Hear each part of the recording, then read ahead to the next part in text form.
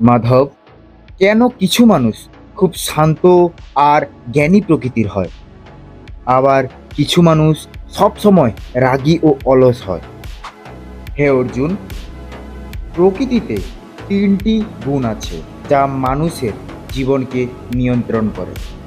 প্রথম গুণ সত, যা মানুষকে শান্তি, জ্ঞান ও পরিষ্কার মন দেয়।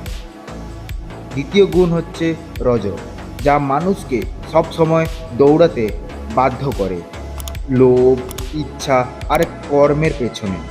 তৃতীয় গুণ তম, যা মানুষকে অলস, অজ্ঞান ও অন্ধকারে রাখে। এই তিনটি গুণই আমাদের ভেতরে আছে। এ পাঠ, যে মানুষ এই তিনটি গুণকে বুঝতে পারে আর শতগুণকে বাড়ায়, সে ধীরে ধীরে মুক্তির পথে যায়।